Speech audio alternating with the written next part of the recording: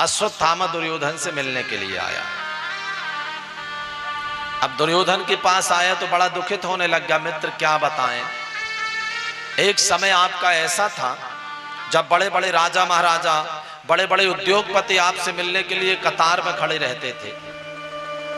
एक समय यह है कि आपके शरीर के मांस को सियार और कुत्ते खाने के लिए आ रहे हैं, कोई उन्हें भगाने वाला नहीं है।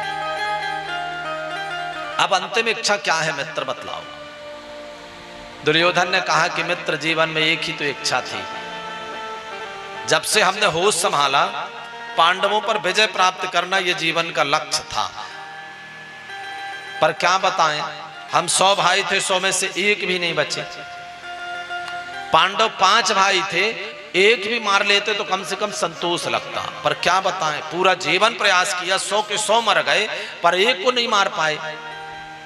बस यही इच्छा थी कि एक मार लेते तो कम से कम संतोष लगता कि कुछ तो करे हैं। अश्वत्थामा ने कहा कि मित्र इसमें तो आपके निर्णय गलत थे। आपने कभी हमारा भरोसा ही नहीं किया। आपने भरोसा किया पितामह का, तो पितामह तो पहले से ही पांडवों के पक्षधर थे। फिर आपने हमारे पिताजी का भरोसा किया, हमारे पिताजी तो हमसे ज्यादा अर्जुन को चाहते थे। फिर आपने कर्ण को अपना सेनापति बनाया 3रे नंबर पर। देख लो बाद में कर्ण भी उन्हीं का ही भाई निकला। दुर्योधन ने मिट्टी उठाई और अश्वत्थामा का तिलक कर दिया। आज के सेनापति तुम, जब तक मैं जीवित हूं तब तक इस हस्तिनापुर का स्वामी मैं हूं, राजा मैं हूं। अश्वत्थामा ने भी कहा कि मित्र फिर मैं तुम्हारी ये कामना तो पूर्ण कर दूंगा। अब रात्रि में पांडवों के शिविर में अश्वत्थामा प्रवेश कर गए। चारों तरफ उत्साह मन रहा है, मैया ढोलक बज रहे हैं, मजीरा बज रहे हैं, नृत्य हो रहा है। अश्वत्थामा ढूंढते ढूंढते ढूंढते पांडवों के शिविर में गया। वहां पर पांडवों के बच्चे आकर के आज सो गए और पांडवों के बच्चों को पांडव समझ करके उन्हें मार करके उनके सिर काट के ले गया और ले जा करके दुर्योधन से कहने लग गया कि मित्र मैंने मार दिया। अब सोचिए माई बाप जिसने जीवन भर प्रयास किया हो, उनका वो कुछ न बिगाड़ पाया हो, उसे कैसे विश्वास हो जाए। दुर्योधन ने कहा कि मित्र मैं जरा भीम के सिर को अपने हाथों में देखना चाहता हूं।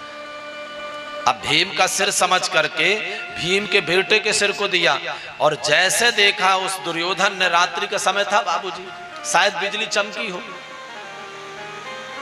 दुर्योधन की नजर पड़ी तो दुर्योधन के नेत्रों में अश्रु आ गए।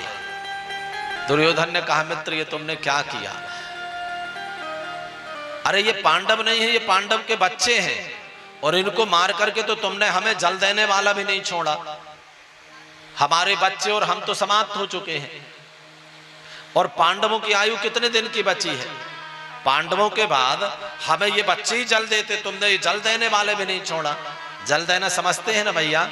ए मैया, मैया तो दुर्योधन ने कहा कि तुमने तो हमें कोई जल देने वाला भी नहीं छोड़ा। इस पीड़ा के कारण दुर्योधन तड़प करके मृत्यु को प्राप्त हो गया। अब अश्वत्थामा ने विचार किया कि अगर अर्जुन बच गया है तो अर्जुन तो मुझे नहीं छोड़ेगा, क्या करूं मैं? भागा अश्वत्थामा वहां से और माई बाप जैसे थोड़ी उंजीला होने लगा, पांडवों के शिविर से रक्त की धार समझ में आई तो लोगों के बैंड बाजा बजना बंद, नृत्य गान होना बंद। भैया रक्त की धारा, धीरे धीरे हिम्मत बांध करके अंदर गए। लोगों को लगा कि पांडव मृत्यु को प्राप्त हो गए क्या।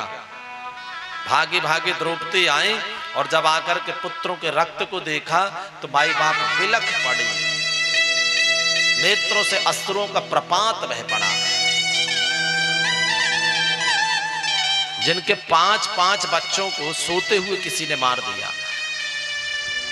द्रौपदी बार बार एक ही बात कहती है कि मेरे बच्चों ने किसी का क्या बिगाड़ा था? युद्ध क्षेत्र में अगर वीर गति को प्राप्त होते तो मुझे गौरव होता, पर सोते हुए मार दिया, निरपराध मार दिया। वहां पर पांडव भी आए, भगवान भी आ गए। अर्जुन ने तो आवेश में आकर के प्रतिज्ञा ले लिया, मैया जिसने हमारे बच्चों को मारा है हम उसे नहीं छोड़ेंगे, मृत्यु दंड देंगे। भगवान को रथ में बैठाला, प्रभु जी चलिए। जानकारी लिया तो रात में जानकारी हुई कि रात्रि में अश्वत्थामा आया था, पीछा किया उसका। और अश्वत्थामा ने जैसे देखा कि अर्जुन को जानकारी लग गई, तो घबराहट में अश्वत्थामा ने अर्जुन के ऊपर ब्रह्मास्त्र चला दिया। और ये जो ब्रह्मास्त्र है बाबूजी, ये चलाने वाला अस्त्र नहीं है। ये ब्रह्मास्त्र जैसे आज के समय पर कई देशों के पास परमाणु बम है ना, ये चलाने वाले अस्त्र नहीं है, ये युद्ध को रोकने वाले अस्त्र हैं। अगर आपने युद्ध किया हमसे तो हम परमाणु छोड़ देंगे, शायद इस भय से युद्ध रुक जाए। ऐसे ही ब्रह्मास्त्र है जो विनाशक अस्त्र है माई बाप। पीढ़ियां गुजर जाती हैं और वो क्षेत्र, वो वातावरण वहां का शुद्ध नहीं होता है। इतने खतरनाक अस्त्र है। अर्जुन घबरा गए, भगवान के चरण पकड़ करके बैठ गए, प्रभु जी